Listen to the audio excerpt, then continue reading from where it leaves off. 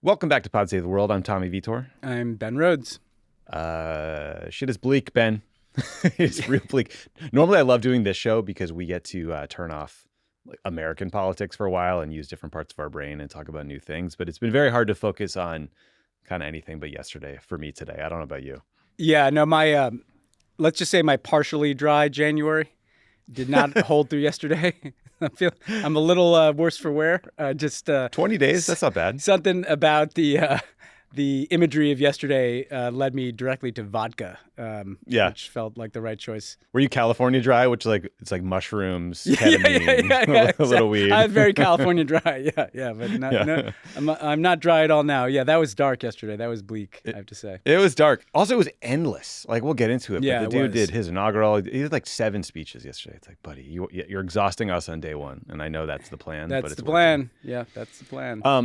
Well, as you can tell, today we're going to cover the inauguration. We're going to cover what it means to put on display the new American oligarchy and just show the world all our donors as well as our tech leaders on the dais. We'll talk about some of the foreign policy elements of Trump's speech. We'll tackle a few of the flurry of executive orders that Trump signed yesterday and what they mean for climate change, immigration policy, counterterrorism, and more. And then we will briefly check in on some of Trump's nominees for senior positions in national security. We'll talk about the ceasefire in Gaza, how it came to be, who gets the credit, and what comes next, this TikTok ban disaster, and then the rolling madness in South Korea. And then, Ben, you did our interview today. Who'd you talk to? I talked to Sam Rose, who's the acting director of UNRWA in Gaza. So I think we've had a lot, thanks to Alona and Michael, we've had a lot of good clips from people there. But I think this is the first time I was able to interview someone at length. So please, I know we always say this, but everybody should listen to this interview to just get a sense of what it's like in Gaza, what the mood is, what the scale of destruction is, what the humanitarian effort is focused on now, and the absolute cruel insanity of the fact that Israel has passed a law that is going to ban UNRWA, ban any Israeli interaction with UNRWA, which would essentially make it impossible for them to do their work because they obviously work at checkpoints and international aid workers won't be able to leave and come back under this law. So in dark times, I have to say, if you're sad about Trump, just listen to Sam Rose and think about what it's like to be in Gaza right now. So people should definitely listen to that interview. Well, that's a hell of a plug. Yeah. If you want to be emotionally gutted twice, no, it's important. Well, it's important. Honestly, like I the positive of it is, and I didn't get to tell the guy exactly, but I mean, people like this give you some hope, right? I mean, yeah. He said he's been going in and out of Gaza for like almost 20 years, I think. And there are good people out there trying to help other people. And that, there's hope in that. Let's just say that. Yeah, there is. Yeah. Ben, do you know, I'm seeing a lot more images of just how flattened Gaza is. Yeah. There were images of northern Gaza that were coming out yesterday that basically like every structure is down. There were a lot of images of Rafah where we kept hearing that the Israeli military invasion had been partially stopped, but it sure doesn't look like it given the aftermath. By the extraordinary diplomacy of the Biden administration, they really stopped that invasion that just left the place looking like Hiroshima, But do you know, I mean, are foreign journalists getting in yet? Do we know? I've not seen foreign journalists get in yet, so we'll see. Either. I mean, there are different phases of this ceasefire. I mean, Sam was saying that you're still not able to go from southern Gaza to northern Gaza, so there's still a lot of restrictions on movement at this phase. So we'll see. Got it. Well, we will get to that, and we'll talk about the phases of the ceasefire in depth. But let's start with Trump's inauguration. So the events themselves were moved inside because it is freezing cold in Washington, D.C. And Ben, as much as I would love to make fun of Trump for being a beta wimp and point out how cold Obama's inauguration was in 2009, I'm currently in New York, and I just walked here to the studio, and I can confirm that it's brutally cold outside. So changing location is probably a good idea. But the moving the events indoors meant a shrunken stage and dais.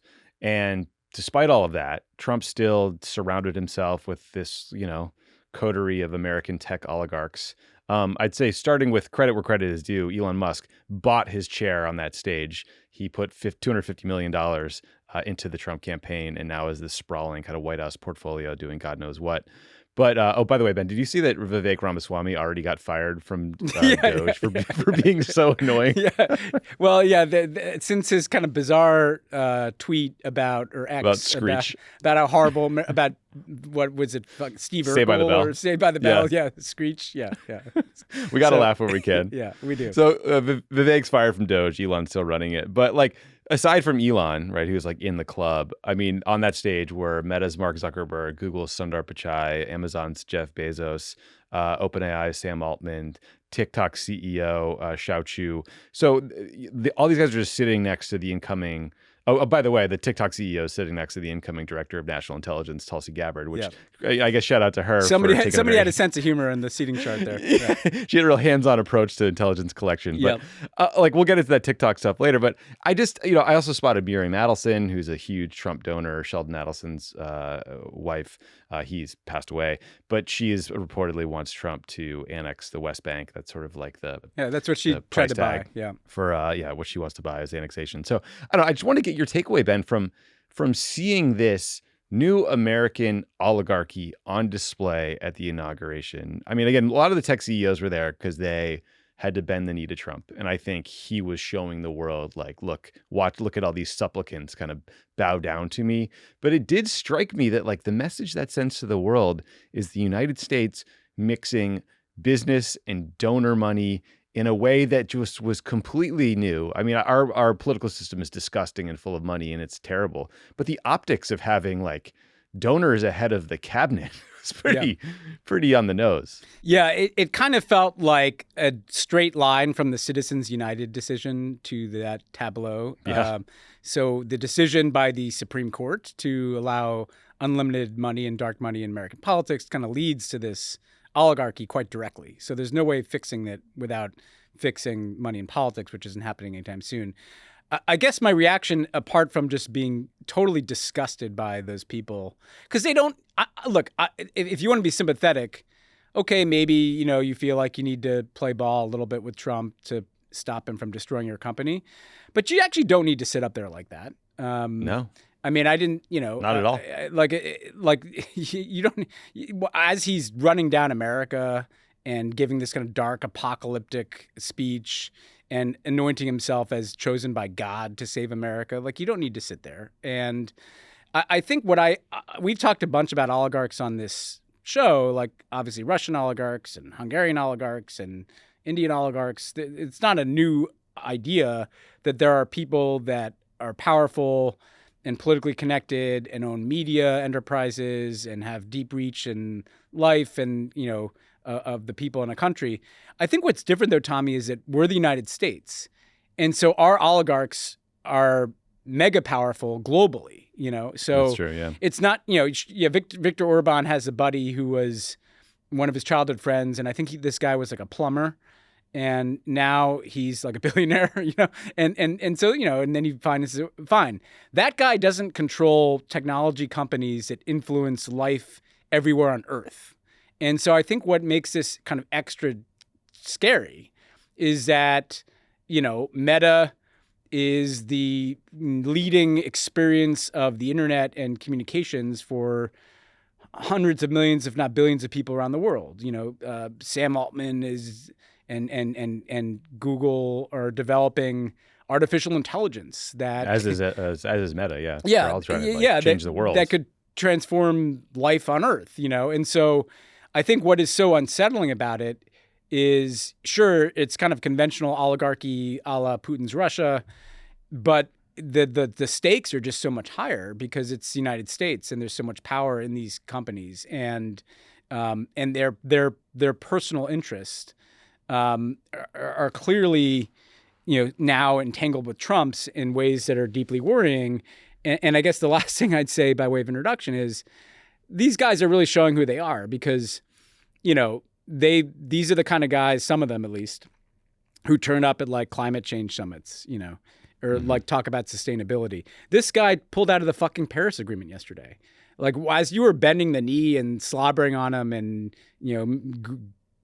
grinning goofily in the kind of row of oligarchs, this guy is doing something, my point is that pardoning the January 6th rioters that you all said were deplorable. Yeah, these people clearly don't care about anything except themselves. And I know that's an obvious point, but it's just worth reinforcing. Never again believe anything any one of those people says. And even if they give some money away, they have unlimited money. It's a fucking drop in the ocean to them. And so they've just shown who they are forever. Now we now know who these people are, and it's our challenge to make it clear that this is the actual establishment in the world. The establishment isn't podcasters and climate scientists as much as right-wing influencers would like you to think. The elites are the richest people on the planet who are sitting next to those are the fucking elites right there. That's the elites. I did, Ben.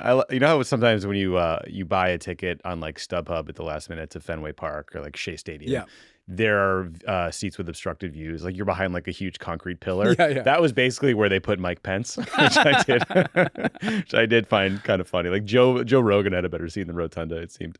But also, Trump invited lots of heads of state to attend the inauguration. He invited Chinese President Xi Jinping, Volodymyr Zelensky, the Ukrainian president, Benjamin Netanyahu, the prime minister of Israel. They didn't come, which is normal, but he did get the kind of conservative rogues gallery of right-wing populists. I think we spotted Italian Prime Minister Giorgia Meloni, who was there, Argentinian President Javier Milei.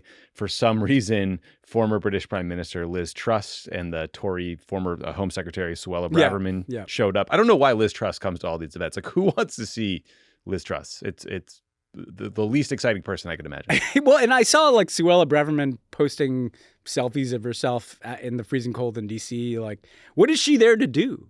Like, she doesn't run anything. Like this kind of right wing, lunatic fringe of people that just kind of want to bask in the glow of Trump. But this is a person with no standing, like, really. So yeah, we got treated, all those people. I'm glad that they had a fun day. Good for them. Yeah, I hope they wore long underwear. Yeah. Trump himself, he gave like 3 different speeches. There was the official inaugural speech. There was the MAGA red meat that he did right after to the overflow room at the Capitol, which was even longer and crazier. They talked about like Pelosi wanting January 6th to happen. Then he went to the Capital One Arena for this big rally with supporters who were supposed to go to the parade that was canceled because it was too cold. Then he did like a 45-minute executive order signing in the Oval Office that was also part press conference. And it was just this classic like Steve Bannon flood the zone with shit day. But Ben, I don't know if you saw this at the Capital One rally.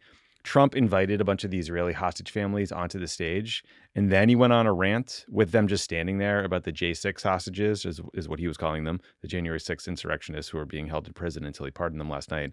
And then he did all these tributes to his own family, which is just a very weird thing to do in front of these people who are like desperately trying to get loved ones home. Today's episode is sponsored by Acorns. Do you ever feel like you're not making the most of your money? You're keeping it all in savings or spending too much on stupid stuff? Acorns is a financial wellness app that makes it easy to start saving and investing for your future. You don't need to be an expert. Acorns will recommend a diversified portfolio that matches you and your money goals. You don't need to be rich. Acorns lets you get started with the spare money you've got right now, even if all you've got is spare change. You can create your Acorns account and start investing in just 5 minutes. Financial wellness doesn't have to feel impossible. Acorns gives you small, simple steps to get you and your money on track. Basically, Acorns does the hard part so you can give your money a chance to grow. Look, saving for retirement is very important, and the earlier you do it, the better off you're going to be. It does not have to be complicated. You do not have to be investing in the newest trends and fads. If you just do a little bit every month for the long time, you're going to be in a much better place when you retire than you would be otherwise. Sign up now and join the over 13 million all-time customers who have already saved and invested $22 billion with Acorns. Head to acorns.com/world or download the Acorns app to get started. Paid non-client endorsement. Compensation provides incentive to positively promote Acorns. Tier 3 compensation provided. Investing involves risk. Acorns Advisors, LLC, an SEC-registered investment advisor. View important disclosures at acorns.com/world. Pod Save the World is brought to you by Via. Does the holiday season mess with your routine? Looking to take charge of your life with full mental clarity this new year? Enhance your sober January and embrace CBD awareness this month with Via to experience the powerful benefits of hemp without the high. Trusted by over 500,000 happy customers, Via is the Swiss Army knife of wellness, dedicated to harnessing the natural benefits of cannabis to create high-quality wellness products. Via's collection of THC-free products combines minor cannabinoids like CBD, CBG, and CBN with botanical supplements for targeted effects you can actually feel. Whether you're looking to improve your sleep, focus, or relief, Via has something for you. Via is also renowned for their award-winning THC and THC-free gummies and vapes, THCA flower, soothing topicals, and calming drops, all crafted with the highest quality hemp sourced from trusted, independently owned American farms. And the best part, Via legally ships to nearly all states in the U.S. in discreet packaging directly to your door with a worry-free guarantee, no medical card required. So if you're 21 or over, treat yourself to 15% off. And if you're new to Via, get a free gift of your choice with our exclusive code WORLD at viahemp.com. That's VIIAHEMP.com. VIIAHEMP.com. Look, Via sent me a bunch of samples, and I got to say, I love them. The one I like the most was their Sleep brand THC product. It's very low dose THC, like 2 milligrams, and a delicious little candy treat before you go to bed. It helped me sleep like a baby every single night. In fact, this is reminding me that I want to buy some more. They also have really great, and again, good tasting CBD gummies that you can take anytime that give you a little more mental clarity, get you going in the morning. They just have a lot of great options. So if you're 21 or over, head to viahemp.com and use the code WORLD to receive 15% off. And if you're new to Via, get a free gift of your choice. That's VIIAHEMP.com and use the promo code WORLD at checkout. After you purchase, they'll ask you where you heard about them. Please support our show and tell them Pod Save the World sent you. This year, enhance your everyday with Via. Back to the speeches, Ben. This is an excerpt from like the actual official inaugural speech for you guys to enjoy. My proudest legacy will be that of a peacemaker and unifier. That's what I want to be, a peacemaker and a unifier. A short time from now, we are going to be changing the name of the Gulf of Mexico to the Gulf of America, and we will restore the name of a great president, William McKinley, to Mount McKinley, where it should be and where it belongs.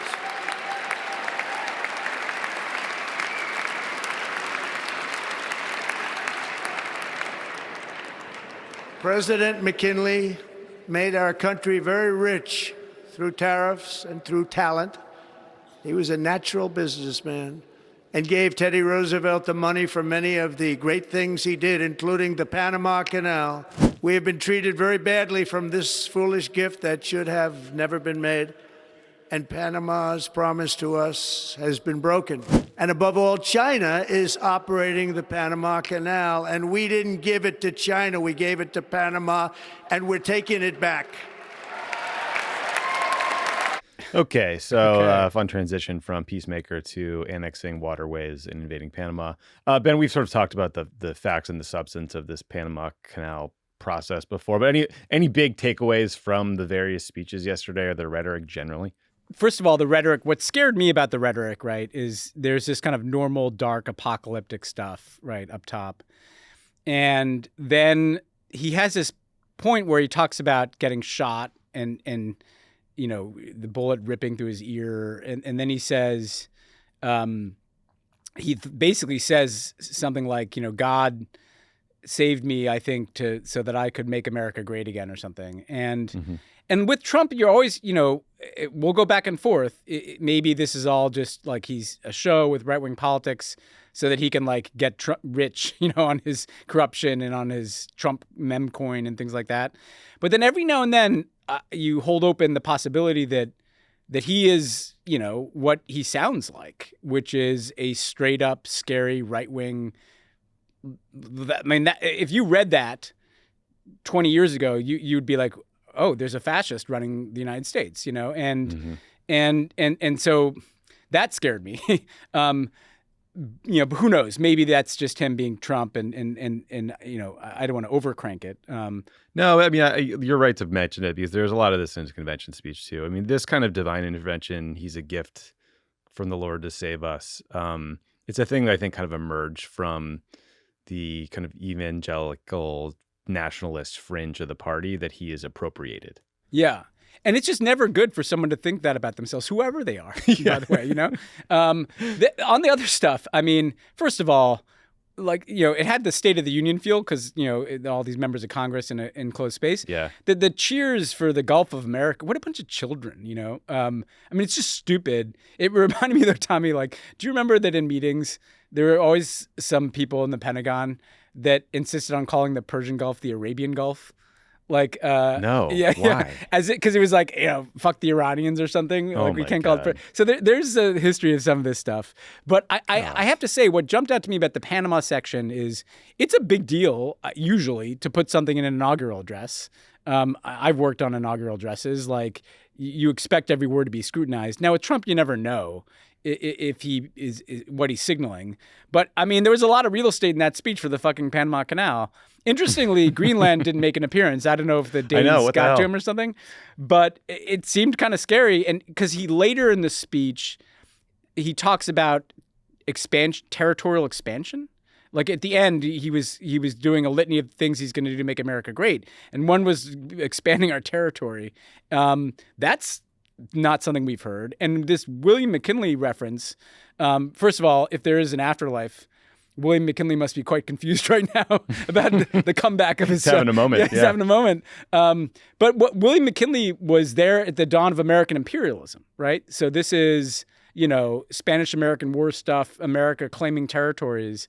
And they seem to have been reading up on William McKinley. And that's what that's about. I mean, it's not his business acumen. It's this guy enlarged the United States through overseas territories. And so I just think whether it's Panama or Greenland, I think this is a part of the agenda. I just have no idea, is he going to put tariffs on Panama? Because Panama's not going to give up the canal. So I just don't quite understand what the policy is. But I think, again, we should take it seriously.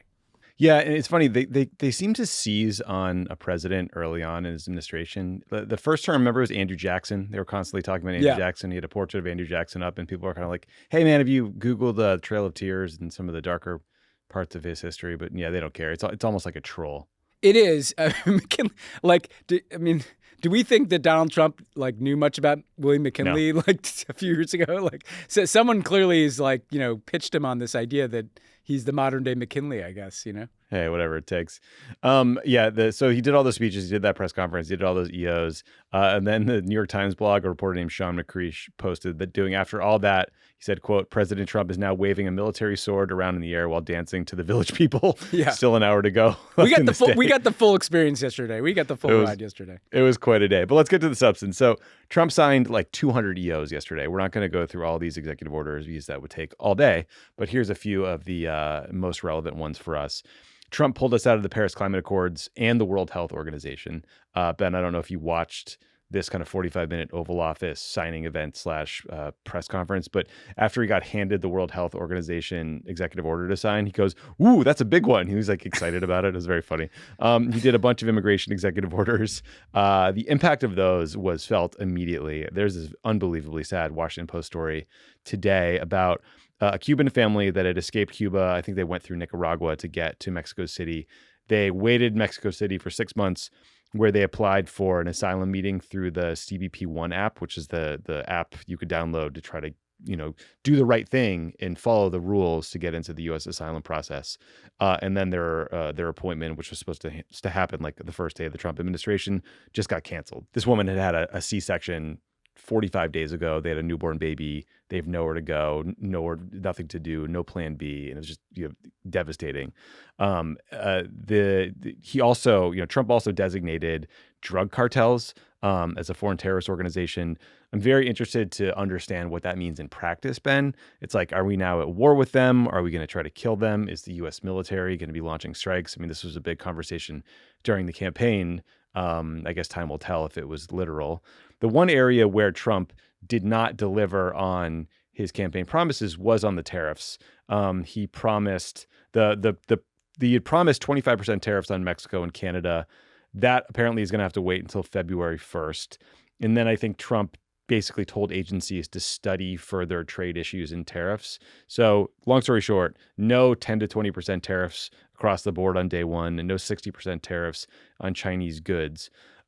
Given, Ben, that our mantra for this next 4 years is watch what he does, not what he says, what do you think were the most important executive actions that came out of yesterday? I think even though it was obviously expected, pulling out of the Paris Agreement, cannot be overstated. I mean, it just is debilitating to international coordination to fight climate change. And you couple that with his, giddy references to liquid gold and drill baby drill in his inaugural address, and expanded drilling, yeah. The fact we're living in a city, Tommy, where it's like burning down because of climate change, and it's 2025, and we got people pulling out of international climate. I mean, it's absurd to me that we are here, and so that will have real effects. It will diminish America's capacity to participate in and you'd like to be galvanizing climate action. It will totally cede the space to China as the kind of clean energy superpower and as the country that is still in this. And I think what we'll see is European countries getting closer to China. So it's an ultimate own goal, and people can dunk on me for being a lib who cares about climate change, but I mean, all those people are going to be living on this planet too. So I don't know what they think they're getting out of it. Pulling out of the World Health Organization, God forbid there's another, pandemic or any kind of epidemic disease. It will obviously make it harder to coordinate international action in that regard. We live in a world, as we learned during COVID, where there's movement of peoples. And so not being a part of the global health infrastructure is a pretty dumb thing to do. And I thought we would have learned something from the pandemic that happened under Trump's watch, but obviously not. I'd just note, Tommy, that after Joe Biden's courageous decision to remove Cuba from the state sponsor of terrorism list a few days before he left office, Trump obviously put them right back on. Might have been good to do that a few years ago to give it some space. So that one, it obviously not surprisingly, suggests that Cuba's back in its kind of in its destitution. So that jumped out to me as well. And yeah, on the cartels piece, in addition to the potential for military action in Mexico, enforcing those sanctions, the cartels, that designation should mean that anybody that does any business with the cartels is government, Mexican military, right? Or any, I mean, do you know how many, the cartels are worth billions of dollars. And so, they control infrastructure in certain Latin American countries. They have front companies that do other things. And so what I'm curious about, like you, is the actual enforcement of just even the sanction. By the way, a lot of Americans, where do you think they buy the guns, guys? They get the guns in the United States. So if they actually want to enforce that in the same way that the U.S. tries to enforce that with Al-Qaeda and other terrorist organizations, you'd be sanctioning a lot of people and entities. So I'm just curious whether that's a messaging tool or whether they're actually going to do something with it. Yeah, that one, I mean, it could be so far reaching because there's all this news reports about very senior Mexican government officials with deals or agreements or ties to cartels, senior leaders in the Mexican military, as you noted, all kinds of business leaders. So yeah, one to watch in terms of the enforcement. A couple of stupid petty things, Ben. I don't know if you saw Trump. They removed the security clearances from 51 former national security officials who signed that letter back in 2020 that Hunter Biden's laptop had, quote, all the classic earmarks of a Russian information operation. Obviously, that letter was wrong. It was hedged and couched, and it said, it was like their opinion at the time, but it was wrong. Hey, by the way, I just want to say, Tommy, and I'm in a mood today about this, it was wrong because we were lied to by the Biden campaign. I mean, I remember feeling like an idiot because they said, this is Russian disinformation. And so let's just be clear, like they should have owned up to Hunter's laptop. But full stop, sorry. Yeah, I mean, maybe if Hunter just told them what he did with it. But the one thing that just jumped out at me is I don't know how many of those people still have security clearances. So it just seemed like kind of stupid and petty. And the other really super petty thing I noticed they did was the Pentagon removed former chairman of the Joint Chiefs, Mark Milley's portrait from the Pentagon hallway 10 days after it had been put up. This is the pettiest shit I've ever heard. Well, that's what I mean by there's like a childishness to some of this stuff, like the portrait. I will say it's an indication of, you look for these indicators of how things are different this time around. And we've talked about the appointments and everything. Do you remember last time, like something like a year or two into the Trump administration, he revoked John Brennan's security Yeah. clearance because Brennan was like tweeting like mean. "you scoundrel," you know, Yeah. and it was like a big story. It was like, Right. wow, like they revoked John Brennan's security clearance, and now we're starting there, right? So it's we got a running start here, you know. Yeah, and fair and point. I it's not the thing to be most upset about by any stretch, but like some of those people, you know, they do jobs that require them. Some to of have them are security screwed. clearance. Yeah. for So sure. some of them are actually kind of screwed. Weird deal. Anyway, just for folks, just for context, executive orders allow the president to direct government operations within existing law, but you need an act of Congress to write a new law, to actually amend a law, to appropriate money. So a lot of these EOs will end up dealing with court challenges. Some of them could be struck down. Some of them are glorified press releases, but we'll see. Some of them will have pretty serious impacts. And obviously, Trump has packed the court.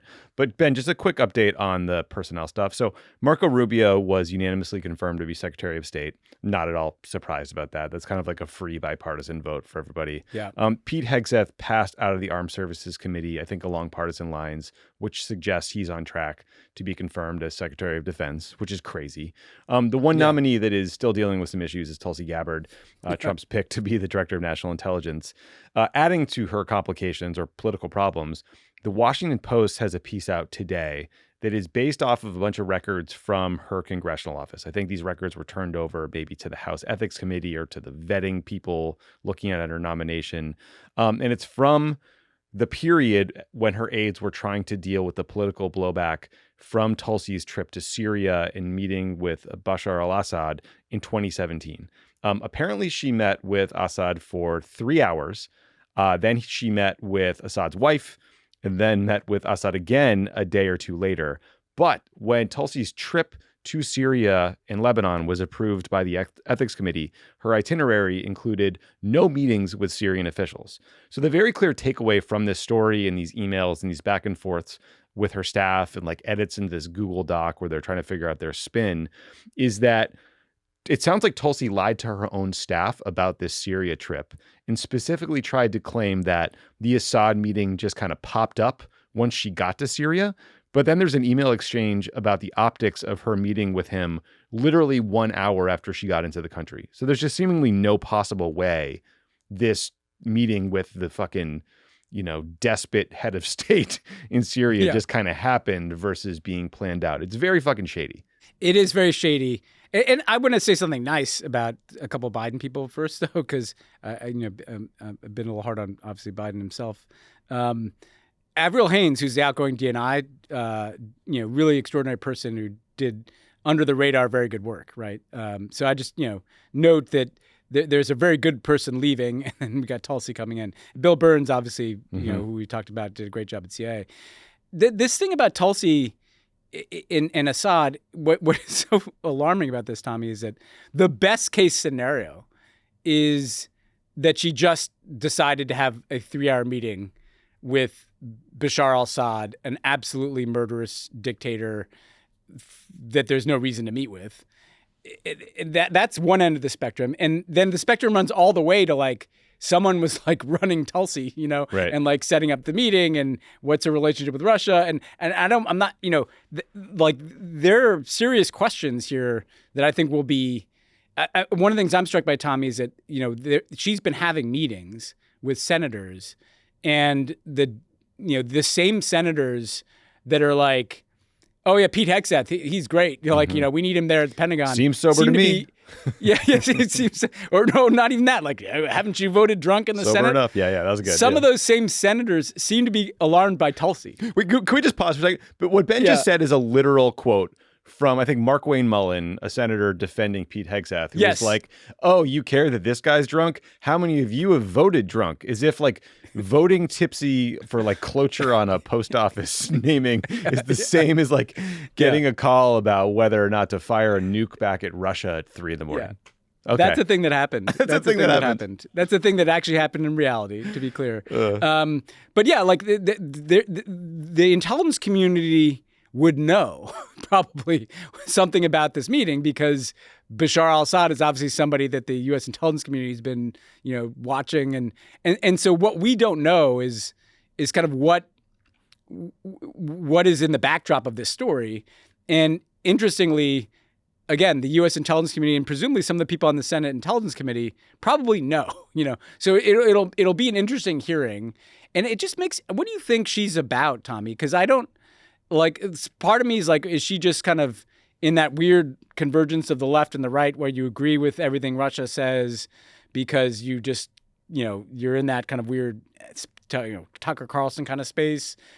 Or does she just like a kind of attention, so she wanted to meet with Assad? I know. Or what is going on? It's so hard to follow because, listen, the very charitable version of it is she served in the U.S. military. She was deployed to Iraq. She saw what a disaster it was and came back very opposed to any wars, including any U.S. military intervention in Syria. And I can totally understand that. Yeah. But I think she also kind of got folded into the kind of horseshoe left-right place of the people who were opposed to U.S. government surveillance. And again, no problem with any of that, but she's already flip-flopped on Section 702 surveillance, which is the authority that allows the intelligence community to get information from all these American telecom companies, right? Get into emails, get into whatever, texts, et cetera, right? So she flip-flopped on that. So she's already abandoned her position there. To your point on kind of the best case on this trip, it seems quite clear that she lied to the ethics committee about why she was going to Syria and then was misleading to her own staff about what she did while she was on the ground in Damascus. And then when she got back to the United States, she was just, I don't know, maybe she just got dug in. But she refused, like a month later, I think, Assad used chemical weapons on his own people. And she went on TV casting doubt on the conclusion by the intelligence community that it was Assad who had used poison gas rather than the opposition. So it's like, what information are you getting? How are you vetting this in your own head? All these things are very important for the job. She also proposed legislation that would have prevented the U.S. government from providing funds or weapons to the Syrian opposition. Again, like a perfectly reasonable, defensible position, but just strange given all this other context. And she met with all these like Assad advisors and supporters, Ben, including a Syrian cleric who, according to the Washington Post, had threatened to activate a network of suicide bombers in the U.S. and Europe if Western countries intervened in Syria. It doesn't sound like she was meeting with like a parade of peacemakers to try to build bridges. Yeah, that's right. To your point, like if she really was earnestly just, we have to talk to everybody because we have to avoid war, why not come out and say that? Right. Why not just say, I'm for that. You know what, I think we have to talk to our enemy. I've made the case we have to talk to our enemies, not just our friends. And so therefore I'm going to meet with Assad. And I wouldn't have liked that, but at least it makes sense. There's something deeply strange about how she's handled this. The other thing I just want to point out, Tommy, is that it took me like a few extra months to get my security clearance just because I was honest about my past drug use on my SF-86. We're putting someone in charge of the U.S. intelligence community that any employee seeking a security clearance would totally get nixed for this, right? All day, every day. Lying about, because they ask you in all these interviews, have you had a girlfriend or boyfriend from a foreign country? Mm-hmm. Like all the places you've traveled. They really go deep on this stuff. And so literally, what does it say? I know norms are out the door, but there's this kind of vast enterprise of the U.S. government investigating people to get security clearances and to work in the intelligence community. But basically, the person who's being put in charge, would never pass that vet. It is going to totally upend the kind of culture. And look, I think they've been too stringent on things like drug use and whatever. Yeah, there's a lot of dumb questions. It points to the absurdity, and I'm not sure it fits with Trump's pledge yesterday in his inaugural address to run a meritocracy. No, not at all. Also, Ben, Tulsi went to Syria with Dennis Kucinich, and they both brought their spouses. Why would you bring your spouse to fucking war-torn Syria in the middle of the Syria? What are you doing? This isn't a vacation. I forgot Dennis Kucinich was alive. I know. Well, he remember he ran against recently. Obama. Wasn't he in 08 primaries? But he was like a gadfly candidate in a bunch of these things. Yeah. I don't know. Very, very strange story. One to watch. I think. Look, last week, I think I said that most of Trump's nominees looked like they were out of the woods. Tulsi might be the only one that's. She's the only one that seems. But meanwhile, Kash Patel is going to skate right through. Yeah, he's loving this. He's loving she's his fullback. All right, Ben. So the best news since last week's show is that Israel and Hamas finally agreed to a ceasefire deal. So far, the deal is holding. On Sunday, 3 Israeli hostages were released by Hamas. And then shortly after, 90 Palestinian prisoners were released by Israel. The AP said that these Palestinian prisoners that Israel released were all women or teenagers who had been detained for offenses ranging from throwing rocks to promoting violence on social media to more serious allegations of attempted murder. The agreement itself, the broader agreement, has 3 phases. Phase 1 is 6 weeks long and includes this gradual release of 33 Israeli hostages, mostly women, the elderly, and the sick in this phase 1, in exchange for about 1,000 Palestinians being held by Israel. In this phase, the Israeli military is supposed to withdraw from population centers. Gazans are supposed to be able to allow to move more freely through the Gaza Strip and return home. Although they are returning to neighborhoods that are completely flattened, as we discussed a minute ago. And then aid is being surged into the Gaza Strip. The deal calls for 600 trucks per day of humanitarian assistance to go into Gaza. Phase 2 is supposed to be 6 weeks long. You'd see the release of the rest of the hostages being held by Hamas, along with the release of more Palestinian prisoners, and the IDF is supposed to fully get out of Gaza. Phase 3 is this long reconstruction phase. But here's the rub. The details of phase 2 and 3 have not been negotiated yet. That process starts on day 16 of phase 1. So this whole deal is very tenuous. And there's a smart piece in Haaretz about Israel's history of making these kind of phase deals, and they never get over the finish line. They never get completed. And there's also the political reality that right-wing members of Netanyahu's cabinet have said they will topple the government if the war actually ends. Which is why Netanyahu and his top staff have said over and over again that Israel reserves the right to resume fighting whenever they want, basically. So all of that has families of hostages very nervous. It has people who want to see this war end very nervous. Along those lines, we caught up with Maya Roman. She had one family member held hostage by Hamas who was released, and another family member killed by Hamas in the fighting. Here's a clip from Maya. Everyone keeps saying it's like finally being able to take a breath, because really it's so long and everyone is so tired. So the thought that it might, be over is amazing. At the same time, I kept thinking that Carmel should have been here, and her family should have also gotten to hug her, and Hirsch's family, and it's hard not to get upset about the fact that we could have been here much earlier. This deal is, the first phase is 42 days when there are 3 people released every week. During the first humanitarian deal, there were 10 people released every day. And even then, it was pure torture. Every day the IDF calls you to tell you if your loved one is on the list or isn't. And it was gut-wrenching. I cannot imagine what the families are going through now, having waited so long, and now it's going to go for a full month and more. At the same time, we all know that the only way forward is through. We just have to get everyone back so that everyone can start to heal. And I'm not just talking about the hostages or the hostage families, but everyone who was near the south when this happened, everyone who was relocated during this time, all the soldiers, all the women whose husbands went to war for a year, and all the families of those who died. It really feels like our country is still stuck on October 7th. So I really hope we can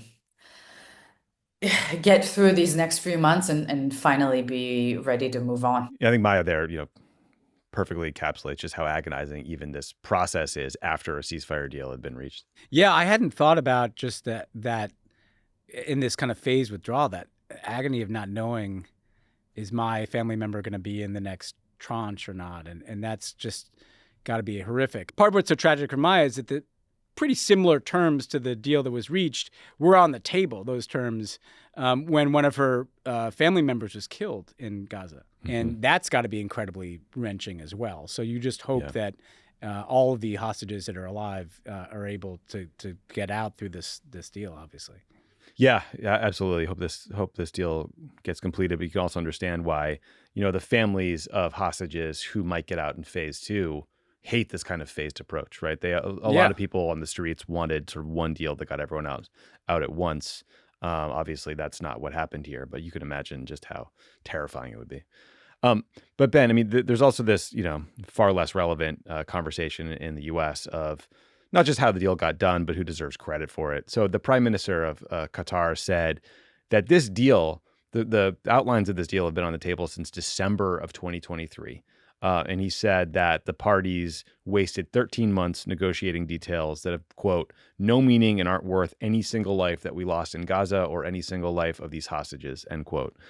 It is hard to argue with that, though I think, U.S. and Israeli negotiators would point out to us that the situation on the ground changed drastically over those 13 months, with Hamas getting decimated, Hezbollah getting decimated, and Iran getting substantially weaker because of the military back and forth with Israel. But a reporter asked President Biden who deserves credit for the deal, you or Trump, and here is his response. Thank you. Who takes credit for this, Mr. President, you or Trump? Is that a joke? Oh, thank you.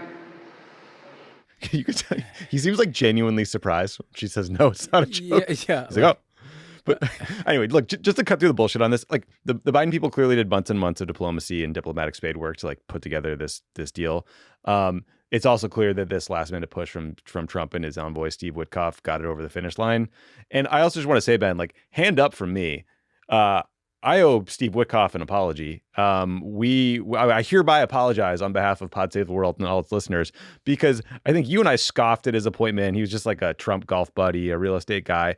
But not only did Witkoff reportedly push Bibi to take the deal, NBC News reported that he's considering visiting Gaza and says he planned to be, quote, a near constant presence in the region over the coming months to make sure it's implemented. So a lot of this came from an NBC story that was quoting transition officials, but a transition official for the Trump team said, quote, remember, there's a lot of people, radicals, fanatics, not just from the Hamas side, from the right wing of the Israeli side, who are absolutely incentivized to blow this whole deal up.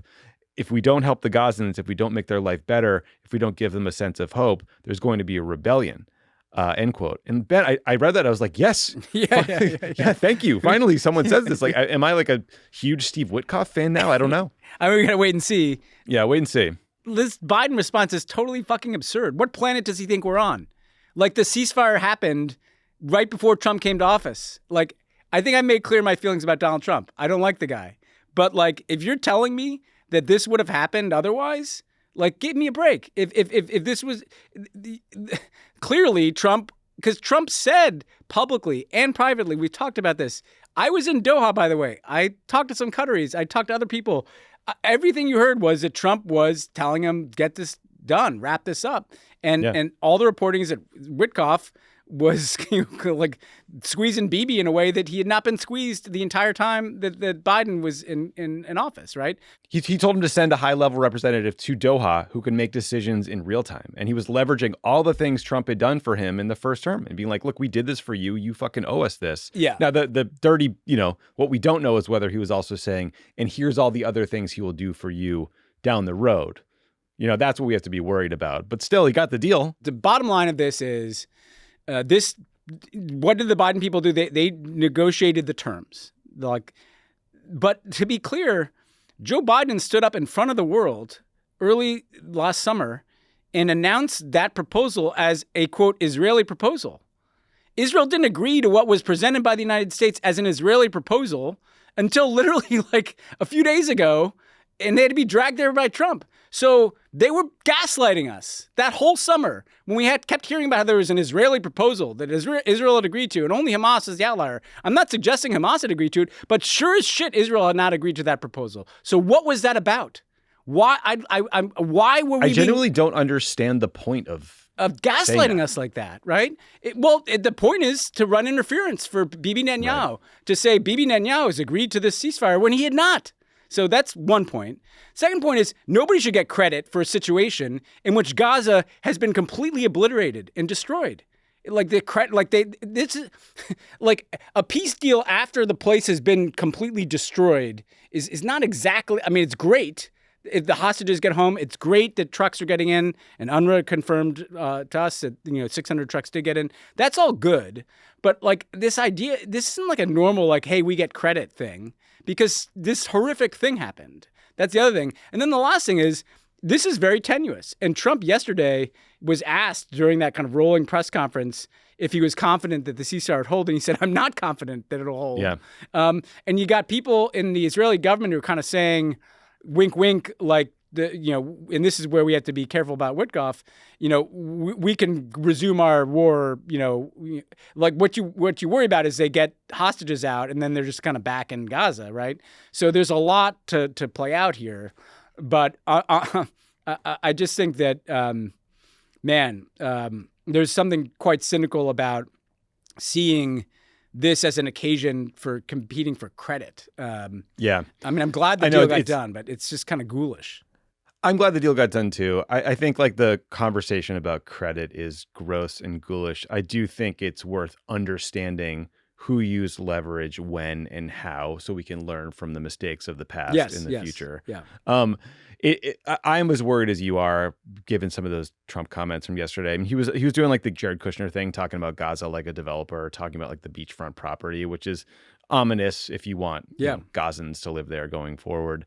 You also have to wonder if part of Witkoff's message was like, hey, we'll let you annex the West Bank down the road. Also, Trump lifted a bunch of sanctions on right-wing settler groups and individuals, I think on his first day in office. And these are people who, committed violence against Palestinians in the West Bank. And right as that happened, the Israelis launched this operation in Jenin in the West Bank. And there were a number of settlers attacking Palestinian communities. The settlers even attacked IDF military members who were sent to try to break up the violence. So things are real dicey. And to your point about, just the disaster that is Gaza, and like, yes, the fighting has stopped, but now people have to live there, and that's nearly impossible with no structures. We got a voice note from Shrukela, a journalist from Gaza City, who is telling us about what life is like for Gazans who are returning home now. Here's a clip. What I'm feeling, it is a mix of complex emotions, a relief that tempered by grief, a relief over the stopping of the killing, and grief over the losing of my husband, the losing of my home, the losing of my sense of security, and the terror that we have been enduring in the past 15 months.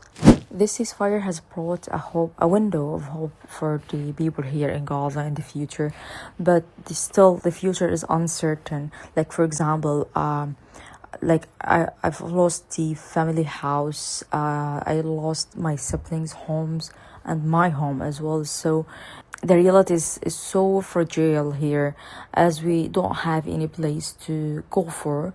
So the displacement circle seems endless, basically. We are renting an apartment along with 5 families. We are almost 19 persons here in one small apartment, which is quite, like, it's too much, basically. The future is still foggy. The ceasefire is subjected somehow to collapse because, it's just day 2 of the implementation of the ceasefire, and who knows what comes in the future. It's just a, important reminder of how important it'll be to not only keep this ceasefire together and implement it and keep both sides sort of on track, but also this reconstruction period, because, 19 people living in an apartment, that is untenable. Yeah, no, we talk about this in the UNRWA interview. I mean, there's also a lot of unexploded ordnance in that rubble. So you can't just kind of bulldoze it, right? And bodies, right? So it's going to be painstaking just to clear the rubble. And so you just hope that the ceasefire holds, the hostages get reunited with their families, and people just can get some normalcy. Because part of what they also have to do, and you heard this in her voice, they've not had time to digest the loss. They've just been trying to survive, right? Yeah. And so they need to take a breath there, and so let's hope. I mean, if Steve Witkoff wants to stay in the region and get normalcy, great. I do worry. I just worry about what was the quid pro quo. We'll find out, I guess. Yeah, we'll find out. Okay, Ben, let's talk about TikTok for a minute. As listeners know, TikTok was briefly blocked in the United States over the weekend. Any of the 170 million people in the U.S. who are trying to use it were denied their TikTok fix when they saw a message that said, quote, "We are fortunate that President Trump has indicated that he will work with us on a solution to reinstate TikTok once he takes office." That was the TikTok is banned message. And then a little later, when TikTok decided to restore its own service, they saw a message that said, "As a result of President Trump's efforts, TikTok is back in the U.S." So just to summarize, TikTok turned off its own service and then turned it on and credited President Trump in the interim. The backstory on this, the quick backstory is in his first term, Trump tried to ban TikTok kind of on the way out the door. Then, according to a bunch of news reports, he changed his mind after meeting with a billionaire named Jeff Yass, who owns a big chunk of ByteDance, which is the parent company of TikTok. And now Trump is saying he's a fan of the app. He's portraying himself as a savior of the app. Trump was asked about this last night during his Oval Office press conference. Here is what he had to say. You wanted to block TikTok. Why did you change your mind? Because I got to use it. And remember, TikTok is largely about kids, young kids. If China's going to get information about young kids, I don't know. I think, to be honest with you, I think we have bigger problems than that. But when you take a look at telephones that are made in China and all the other things that are made in China, military equipment made in China, TikTok, I think TikTok is not their biggest problem. But there's big value in TikTok if it gets approved. If it doesn't get approved, there's no value. So if we create that value, why aren't we entitled to like half? Banning TikTok was like one of the few bipartisan things that happened in Congress. 79 U.S. senators voted to ban TikTok. And Trump's like, who gives a fuck? Yeah, and they've all done like a whiplash on this. I mean, people that were fervently against TikTok are now fervently for it. It tells you a lot. I mean, there's an oligarchy watch thing. In addition to World War Watch, we'll have oligarchy watch. The app kind of thanking Mr. Trump, for saving them is so on the nose, right? I guess I'd just say, you guys had a good conversation about this on Pod Save America. The national security perspective here is, the data one, the massive data collection, message collection. And on that one, I kind of see Trump's point. Like, China's already hacked, like, they were listening to Trump's phone. Like, I think that the horse is out of the barn on Big China time. Collecting data on Americans. They're in every telecom company. Yeah, it may be more efficient to have their own app, but, I don't share that concern. I do worry. I mean, because let's be clear, the Chinese Communist Party ultimately calls the shots for a company like this. There's a reason they have not sold the U.S. subsidiary. The CCP hasn't signed off on that. And it is a bit alarming that like half of Americans, including young people whose minds are being formed, are being fed by an algorithm that is ultimately controlled by the Chinese Communist Party. Like people, TikTokers can roll their eyes at the stuffy national security guy, but that's just true. And that is alarming. And you just rather a U.S. because we don't even know how the algorithm works, right? Like it's not, it's proprietary information in China. And what selling it to a U.S. company would do is at least, now, there'd be more credibility for the U.S. government if we regulated our own tech platforms that are poisoning our young people. So it's not like Meta's this healthy platform, So I don't know what happens here. It seems like there's probably not a reality in which TikTok is going to go away entirely because Trump has decided this is now politically useful to him, and he's got this kind of tech kitchen cabinet. But I'm sure what he wants is an oligarch of his own to buy it. And so if this was Hungary, I mean, this is a test I'm going to apply a lot to the Trump administration. What they try to do is consolidate all the media underneath the Orban oligarchs. And so I'm sure the outcome Trump is trying to get is Elon or somebody who's Trumpy owns TikTok, and then he controls it, and splits the profits of the Chinese Communist Party. It's perfect. Yeah, I think he's trying to force a sale too into the hands of one of their more favorable allies. I also did enjoy the sort of interim period where all these American users were downloading another Chinese social media app called Red Note and learning all about Red Note. What do you think? Chinese censorship. Not exactly so on the subtle, nose. Yeah. I mean, it's no one cares. Whatever. Welcome to America. The Chinese just must be laughing at this thing too, though. Like it's humiliating how much they're having a blast, I'm sure. Yeah, how scared we are of an app and how it's roiled U.S. politics. Speaking of which, Ben, let's talk about the rolling mess that is happening in South Korea for a minute. So listeners will remember that the chaos has reigned in South Korea since President Yoon Suk-yeol declared martial law in early December. After a couple of tries, he was impeached by South Korea's National Assembly, but that is just the beginning of the saga because impeachment isn't official until it's approved by the Constitutional Court in South Korea and the president is removed. So they're in this weird sort of like purgatory. Last week, police were finally able to bring Yoon Suk-yeol in for questioning on these separate criminal insurrection charges that had been challenging initially. They ended up having to bring, I think I heard 3,000 police officers to the president's house to get him to finally turn himself in. Did he answer any questions when the cops were interviewing him? No, but I guess showing up is progress. And then over the weekend, Yoon was officially arrested. He got the mug shot and all. But even that created problems because his supporters were very pissed off, and dozens of Yoon heads stormed the Seoul Western District Court, smashing windows and mirrors and just like generally causing chaos. The Guardian reported that 90 people were arrested and 51 police officers were injured. So Yoon and the current president condemned the violence, but it doesn't mean he's not participating in this investigation in the criminal case. And Yoon says that this body that is investigating him, the Corruption Investigation Office for High-Ranking Officials, or CIO, doesn't have the authority to even investigate him or talk to him. So they're at an impasse. South Korea's president does not have immunity from these insurrection charges. He could face the death penalty or life in prison if he's convicted, although South Korea has not executed anyone in 30 years, so it's very unlikely that will happen. On Tuesday, Yoon made an appearance at his impeachment trial at the Constitutional Court. There, he claimed that he did not order the military to remove legislators from the assembly after he had declared martial law, and that his order to enact martial law was a formality that was not meant to be executed. I don't really know what that means. Either way, this is a total mess, Ben. This legal saga, there's an impeachment in a criminal case that's going to be this rolling process for Yoon Suk-yeol for a while. But let's say Yoon is impeached and removed. South Korea holds elections, and the opposition Democratic Party is elected. The opposition leader is this guy named Lee Jae-myung. He will likely take South Korea's foreign policy in a totally different direction, especially their willingness to work with the U.S., to work with Japan under this kind of anti-China framework that both the Biden administration and the Trump administration supports. And it's likely that Seoul will then be much friendlier with North Korea and Russia.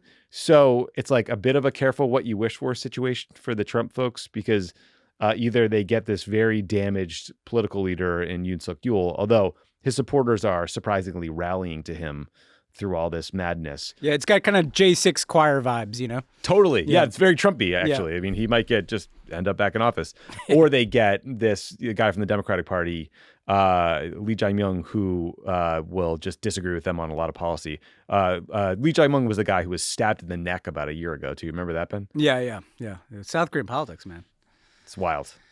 So no question there, just a lot of insanity. I mean, my only take would be, because this is just playing out and it's insanely dramatic, and clearly is, a massive stress test for South Korea's political system to just come out the other end of this thing. And this is one where it's going to be interesting what Trump does, because he South Korea, remember, his only real interest in South Korea was wanting them to pay us more money to have troops stationed there. And he canceled joint exercises between the U.S. and South Korea as a gift to Kim Jong-un. So he's not particularly South Korea friendly in orientation. And you could see a world in which he likes this guy, because this guy is being persecuted by his own deep state or something, and could roil South Korean politics that way. Or, what is going to be the Trump outreach to Kim Jong-un? If the Democratic Party does get in, last time Trump had somebody who was more favorable towards engagement with North Korea, and that kind of actually made it easier for Trump to do his diplomacy. So he might not mind that guy. So you just don't know, because Trump's orientation is so weird. I think the thing to watch in general, as with Europe, Japan, South Korea, Canada, I guess, is the degree to which Trump kind of pushes countries into different orientations. These countries that have been very dependent on the U.S. for security and for political support, and in some cases for trade, whether they just kind of realign. I think Trump is going to set in motion that. So for South Korea was going to have a tough time anyway. If everything was totally normal in South Korea, the Trump administration would be a big challenge to them given his orientation towards North Korea. Now, they actually have incentive, I think, to go the way of the Democratic Party. Hey, we might need to get closer to the Chinese. We might need to figure out how to live with Kim Jong-un. That's what I would probably expect to see coming out on the other end of this. Yeah. So another one to watch for just the general, uncertainty in the world right now. Yeah. Finally, Ben, so it's 2025. By now, everyone should probably know that posting the wrong thing on social media can get you in trouble from time to time. But I still think it's incumbent on us to call out the kind of cancel culture scolds when they go too far, which brings us to the story of a Spanish man named Juan Bernabe. He lives in Italy, where he is the falconer who handles the eagle mascot for the Lazio soccer team in Italy. It's a Serie A team. Juan posted photos and videos of his own brand new prosthetic penis on Instagram, and he got fired for that. The Associated Press described the prosthetic surgery as, quote, for non-medical reasons. I wasn't sure how to read between the lines there, but luckily The Atlantic had us covered. They quoted Bernabe as saying, quote, I had the surgery to increase my sexual performance because I'm very active. My erection is normal, but with this device, I press a button that allows me to be able to perfectly control both the erection and the duration. But you know what, Ben? That got him fired. This poor man just posts his dong on Instagram. He basically RFK Jr.'d the thing, and he got fired. But you know what didn't get him fired, Ben? The time back in 2021 when the same gentleman was filmed doing a fascist salute and chanting Duce, Duce in honor of the late fascist Italian leader Benito Mussolini at a soccer game. So I don't know. Cancer culture giveth and taketh away. First of all, kind of remarkable that you found that in the august pages of The Atlantic. Like that's The Athletic. Yeah, oh, The Athletic. Oh, thank God. Okay, I thought you said The Atlantic. I was like, The Athletic. Okay, that's better. I mean, I would have thought they might do cock covers. They're growing a lot. I was going to say, like, is Elliot Cohen branching out in his writing? Radio Free Tom, on the Falconer beat. Look. I will say, I thought Trump was going to fix this. I mean, like, he's not delivering, right? Like, where's the free speech? Where's the free fucking speech? Like, we heard yesterday that free speech is back, cancel culture's over, obsessions with gender and so you know what? We're 24 hours in the Trump administration, and so long as this guy's canceled, it just feels like Trump did not bring the change he promised, Yeah, let this guy, hang some prosthetic something out there for whatever it is for display. This guy's this Eagle's named Olympia, who they play at the Stadio Olimpico. He's also a big fan of the Vox Party, the far right party in Spain. So this guy sounds terrible. This guy just keeps getting less sympathetic with each piece of information. With every word. But I will say that the whole thing has RFK Jr. vibes. From the falconing to the is that I was going to say something about like new age medicine, but I guess a prosthetic penis that follows your command structure is something different. I don't really know what category to put that in. This is the first I heard of that being a thing Apparently it's a thing. Anyway, good luck to our friends in Italy. We are going to take a quick break. When we come back, though, you'll hear Ben's interview with Sam Rose, the acting director of UNRWA's affairs in Gaza. Please stick around for that. It will be a much more thoughtful, serious conversation than the one we just had for the last 5 minutes. All right, we're going to take a quick break, but as you can tell from listening to this, the next 4 years are going to be challenging and disorienting. Here at Crooked, we're going to be here to help you distill what truly matters, understand what's at stake, and figure out what we can do to make a difference. If you want to support what we do, the best way to do so is subscribe to Friends of the Pod. You'll get access to ad-free episodes, our Discord community, exclusive shows, all while supporting Crooked Media and our mission. Plus, now you can listen to episodes of Pod Save America and Pod Save the World ad-free when you subscribe to Friends of the Pod on Apple Podcasts. Pod Save the World is brought to you by American Giant. This time of year, a good hoodie is essential, but it can be tough to find one that will last through the season. The American Giant Classic Full Zip hoodie is made to last a lifetime, so you can count on it to bring you comfort and warmth year after year. Slate Magazine called it the greatest hoodie ever made, and from cotton to zipper, it's made right here in the USA. American Giant makes staples that are anything but basic, like premium slub crew tee, a no BS high-rise pant, and slim roughneck pants. Born from a commitment to support the communities that create its products, every American Giant piece is made in America and designed to last, no exceptions. It's the kind of difference you'll feel and appreciate for years to come. I ordered some stuff from American Giant the other day. I'm really excited about it. I got some brand new sweatpants that look unbelievably comfortable. I also got a really cool crew neck sweatshirt. It has not shown up yet, but I cannot wait to wear it, and I'm sure you'll see it 100 times in the recordings because, as you people know, I don't have that many clothes. I tend to wear the things I love over and over and over again. But these look great, and they've got an amazing selection, so check out their website. This season, snag the hoodie that will bring you comfort for life, the American Giant Classic Full Zip, and save 20% off your first order at american-giant.com when you use the code WORLD at checkout. That's 20% off your first order at american-giant.com, code WORLD. Positive World is brought to you by Fatty 15. Have you noticed any signs of aging, such as poor sleep, lack of energy, or stiff joints? Boy, have I. How much time, money, and energy have you spent on health and wellness products and supplements to look and feel younger and healthier? C15 from Fatty 15 is the first essential fatty acid to be discovered in more than 90 years. It's an incredible scientific breakthrough to support our long-term health and wellness, and you guessed it, aging and longevity. Fatty 15 co-founder Stephanie Van Watson discovered the benefits of C15 while working with the U.S. Navy. This eventually led to studies finding the first nutritional deficiency in 75 years, called cellular fragility syndrome, caused by a lack of the essential fatty acid C15. As many as 1 in 3 people worldwide have low C15 levels in cellular fragility syndrome. To help fix cellular fragility syndrome and further extend our health and longevity, a team of doctors working in collaboration with the U.S. Navy spent over a decade to develop the pure, optimized, and bioavailable ingredients in Fatty 15. Fatty 15 is a science-backed, award-winning 100% pure C15 supplement. It's vegan-friendly, free of flavors, fillers, allergens, or preservatives. Fatty 15 has 3 times more cellular benefits than omega-3 or fish oil. Best of all, Fatty 15 comes in a gorgeous reusable glass or bamboo jar, and the refills are shipped right to your door. I just got some Fatty 15 today. I'm excited to start trying it. I'm actually going to do it tonight, and I will update you on how I feel. That's my promise to you. But if you want to try Fatty 15, they are on a mission to optimize your C15 levels to help you live healthier and longer. You can get an additional 15% off their 90-day subscription starter kit by going to fatty15.com/world and using the promo code WORLD at checkout. Okay, so I'm very pleased to be joined by Sam Rose, who is the acting director of UNRWA Affairs in Gaza. Welcome to Pod Save the World, Sam. Thanks a lot, Ben. Great to have me on. Okay, well, let's just start. Let me just ask you, you've been in Gaza for the last year and worked there for a long time.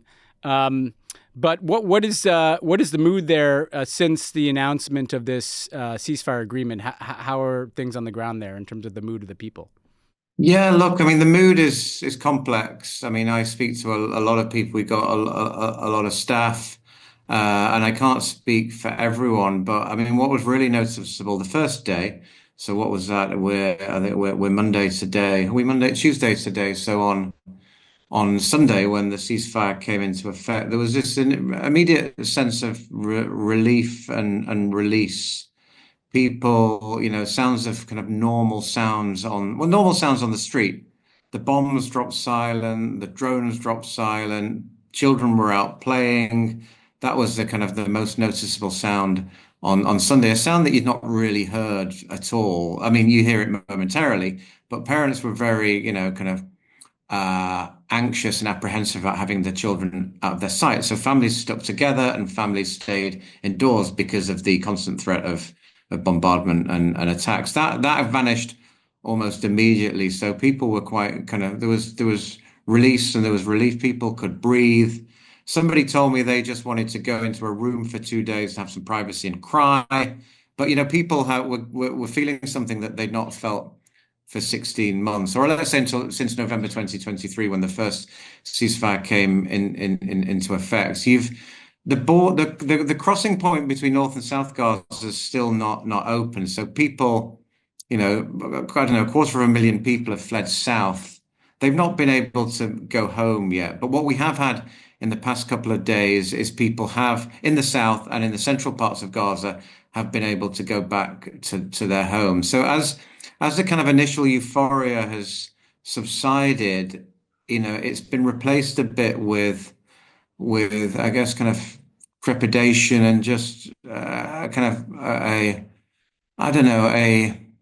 best to put it, a kind of gaping hole in people's stomach as they realize and they start coming to terms with the enormity of what's happened to them. Even when the ceasefire hit, people had this mix of fear, hope, and trepidation. But what we've seen from people the last couple of days is, people are a bit more downhearted. They've gone home. They've had confirmed with their own eyes that their home is no longer there. Some people have retrieved bodies from the rubble of their homes, and it's just starting to dawn on everyone just, how bad things were. These kind of emotions that people kept bottled up inside, compartmentalized in part of their brain because they were just focused on the day-to-day business of survival, and certainly our staff working, blocking out what was inside. They're now, starting to kind of come to terms with that, and it's going to be a long and difficult process. Yeah, I mean, I truly can't imagine. I mean, speaking of the needs, UNRWA's obviously been, one of the only lifelines to the Palestinian people in Gaza. The ceasefire agreement called for 600 trucks of aid to get in a day. What are you focused on right now as an organization? Like because I can't even get my mind around the scale of the challenges. What is most needed to get in for the people of Gaza, and what is UNRWA doing to help facilitate that? Yeah, I mean, absolutely. This, as you'll know from the start of the war, one of the main narratives of this conflict has been about trucks and about supplies getting in. It's not ideal because it dehumanizes the people, but it's a fact that it's been incredibly difficult to get those supplies in. So, yeah, day 3 is ceasefire, and the numbers that we're meeting those targets. That is the target of trucks entering from Israel into the crossing points inside Gaza, whether that be in the south or in the north. What we're actually bringing into Gaza and distributing is something slightly different. But regardless, there's large volumes of aid that are coming in, and that's great because we've not seen that for several months. But what's coming in right now are essentially supplies that have been outside Gaza for several months because the crossing points were so choked, they were so constrained by a mixture of things that there was just a large backlog of things outside. What we're and the bulk of that is food. It's flour to get bakeries running. It's food parcels that we ordered for populations on the verge of famine. And it's basic shelter items. So, in the humanitarian toolkit, we bring in mattresses, we bring in blankets, we bring in tarpaulins, plastic sheets, things of that nature. So this is critical to get this in and get it out in large volumes, just to take the edge off things, because people haven't had food, on the verge of starvation. People are living in the most squalid and appalling of shelter conditions. But a lot more needs to be done beyond that initial phase. And as UNRWA, we would look initially to rehabilitate and repair our critical infrastructure so that alongside provision of basic humanitarian aid, we're also able to resume some of our basic services. Now, everything is made more complicated by firstly by the situation facing UNRWA. Maybe that's something we'll come to in a bit, but by the kind of prerequisites to safe delivery of aid right now in Gaza. And two things come to mind in relation to that. One is what we do about all the unexploded bombs and the munitions. I mean, it's been an incredibly intense bombardment for 15, 16 months across most of Gaza. So people who are returning to their homes, their buildings, there's lots of ordnance there. And we're not yet in a position to safely take that ordnance away. It has to be done through the national authorities, but we do lots of raising awareness, mine risk education on explosive remnants of war, things like that. It's sadly been a part of what we've been teaching kids in Gaza since 2008, 2009. So since then, we've had a cycle of five conflicts. So it's something that we have in hand. We have it in Arabic. We have the multimedia capability to get the message out. UNRWA, we've got over 10,000, 12,000 staff. So we've got staff on the ground who can disseminate those messages. So a key thing that we need to do as a prerequisite for aid and safe returns is that awareness raising. We also need to keep track of where people are and where people are moving to, because a lot of the aid operation in Gaza has been focused in Mawasi on the west, on the coast. And that's where the services have been, structured around, at least the kind of temporary humanitarian services, aid trucking, water trucking, things like that. As people move back, we have to support them where they're going back to. As UNRWA, we have, boreholes in refugee camps that we can restore. We have wells in our shelters that we can also restore. I mean, restoration of water is critical to get people to return, but people won't be returning permanently in large numbers right now. That requires a massive effort in terms of rubble removal, in terms of, like I say, the removal of the ordnance and the munitions and things like that. So it is going to be a gradual long-term process. I mean, yeah, you mentioned a lot there about shelter. I mean, the imagery that we're seeing, which you're obviously seeing on the ground, but I mean, North Gaza looks like, Hiroshima. I mean, there's just, no structures standing. It's just all rubble. I mean, where are people going to live? How do you even think about the scale of the short-term housing needs versus the kind of obviously longer-term reconstruction effort, assuming peace holds? Just what is the sense of how? I mean, do you have any sense of what percent of homes are left after this horrific bombardment? Yeah, I mean, it is the scale of it is vast. Northern Gaza has essentially been obliterated, and the vast majority of homes and buildings have either been destroyed or badly damaged. Now, we faced wars in Gaza before, but nothing like this, where entire neighborhoods have been wiped out. And it is quite striking. You drive around northern Gaza or Gaza City, and amongst the rubble you will find a house or that somehow remains standing, or within a multi-story building, a room that has washing hanging outside. So people are living in it. But even where these buildings are standing, people can't get to them because of all the rubble, all the stuff on the ground, because Gaza was so overcrowded. I mean, Gaza City was quite high rise, that even for those buildings that remain standing, for people physically and safely to kind of get there and come and go, and for services to be restored is a massive task. And look, what we're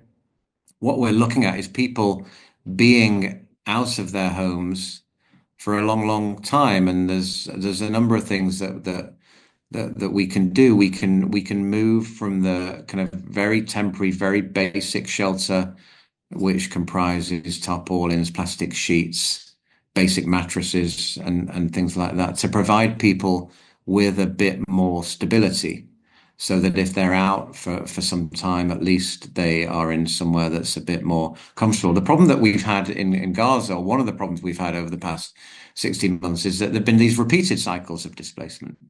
Yeah. We had people moving, people have been displaced 5 or 10 times. They've been constantly taking with them these rotten plastic sheets and reinstalling them where they are. So for the people who are unable to go home, it's about making that shelter more more comfortable, so that they can live in a bit of dignity in conditions that are fit for humans to live in, recognizing that they're likely to be there for quite some time. But what we will also see is people, if people's houses have been burnt or damaged, there may be 1 or 2 rooms that still remain standing. So and people here, it's an extended family community. So typically the father of the household will live on the ground floor.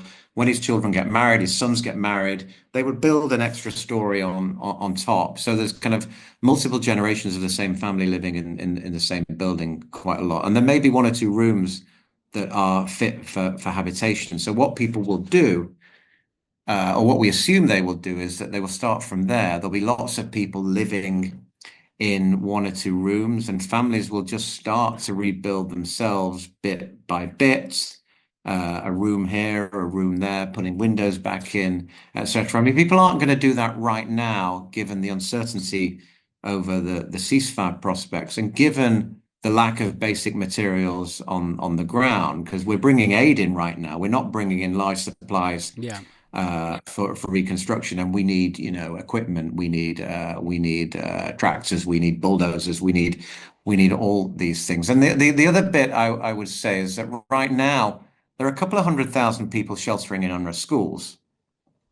I mean, We have 300 schools in Gaza in about 200 school buildings, and close to 100 of them are functioning as emergency shelters. And right now, we've got a couple of 100,000 people living in those shelters. Again, some of those people will be able to move out and move back home, but we can anticipate that there'll be a lot of people that need to remain for a long time because they've not got anywhere else to go. And the challenge with Gaza is on the one hand, you've got all this rubble that needs to be removed, and some of the estimates run into years in terms of how long that's going to take. But in general, there isn't much space.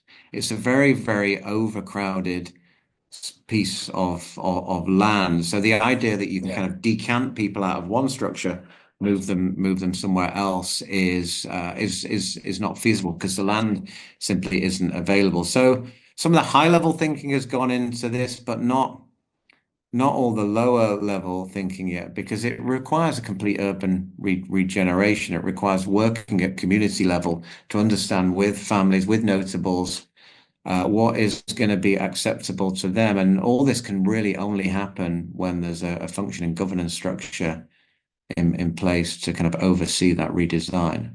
Yeah, well, I mean, looming over this is the fact that Israel has passed a ban on UNRWA that is supposed to begin in a week or two, I think. And I mean, you've already alluded to how deeply embedded you are in the society. I mean, hundreds of schools sheltering hundreds of thousands of people, getting food to people, over 10,000 employees. I mean, what happens when this ban goes into effect? I mean, what does that mean for you? How are you preparing for it? And what would it mean for the people of Gaza if it went forward?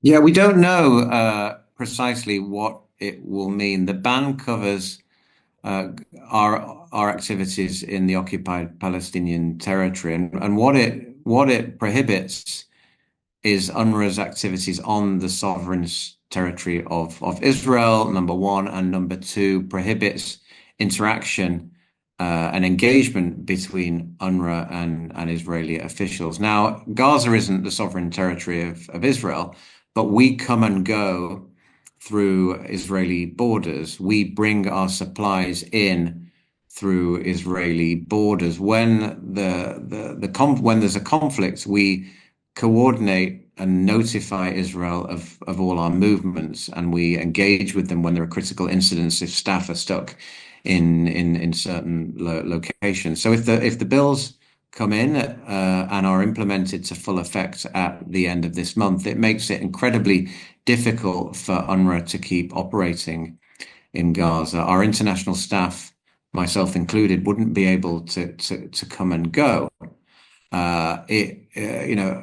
Interpreted to the letter of the law, we wouldn't be able to bring supplies in, and others wouldn't be able to do that on our behalf. And this would be catastrophic at any moment in time, given how central UNRWA is as a mechanism for delivery of aid and provision of basic services. But right now, it's catastrophic for the entire population of Gaza. This now, with the ceasefire in effect, it isn't about UNRWA. This is about the humanity and the values that we stand for as a humanitarian community in terms of meeting the needs of the population of Gaza. If you rip out UNRWA, then you rip out the largest single actor with the wherewithal and the capability to do that. We work with others. There's a very strong, a very vibrant humanitarian sector here. We work closely, we work in partnership with UN agencies, NGOs, civil society, etc. We're not alone, but we are a singular entity that doesn't exist in other parts of the world. There's an instrument that the international community has at its disposal that covers half the response. 13,000 staff we have in Gaza. The rest of the aid community, we're looking at a few hundred. Yeah. Half the food we provide, 2/3 of the primary healthcare we provide.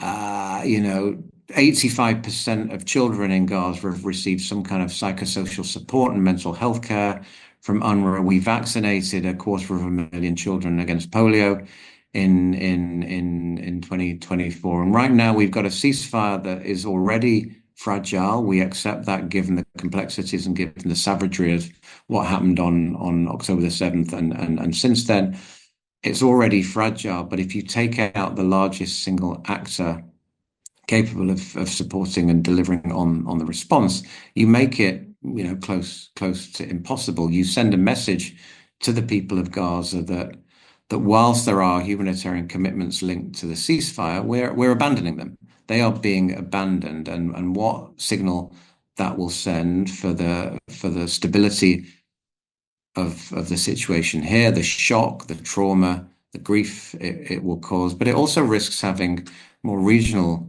impact. So for the sake of the ceasefire, it's absolutely catastrophic that this is happening and that this is happening now. And we're trying everything within our means to halt it. But we're a UN agency. We can only work through the member states. Yeah. So we're calling on member states to do everything that they can to make sure that we are not ripped out of here at the end of the month, because it's a situation that absolutely no one wants and no one needs. Yeah, no, it's kind of boundless cruelty. I don't know how to even get my mind around it. I mean, do you have any sense of how many UNRWA employees have been killed in the last year and a half? Yeah, I mean, it's 250, 260. I don't have the exact number today. I believe it's somewhere over 260 personnel that we've lost now since the 7th of October. And it's colleagues that we know, colleagues that we work with, just going about their business just in the wrong place at the wrong time, on the road, in their home, whatever. The nature of the conflict is such that it's such a built up, overcrowded area placing overcrowded placing guards, that the munitions that are being used, it's inevitable that large numbers of people are going to be killed, and it's not just staff who've been killed, it's their family members as well. I mean, every single person here has suffered immeasurably in ways that we can only begin to comprehend when we drive around, when we see the photos, we see the drone footage, etc. The depth of the destruction of, physical structures, but also of people and communities is really, really hard to get your head around, and quite shocking. Yeah. Well, last question I wanted to ask you is, you've been you've been working in Gaza for a long time, in and out. Obviously, that's part of your vocation as a humanitarian worker, but also presumably because you care obviously about the people there.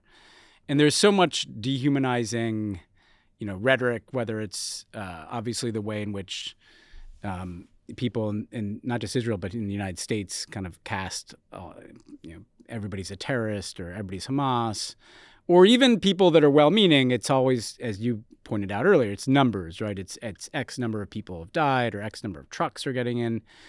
What would you want people to know about the human beings that you clearly know so well in Gaza and what they've been through? I know that's kind of an open-ended question, but that's kind of, I wanted to leave it to you. What is the world not seeing here about the humanity of the people that have just been through something that is beyond belief, really?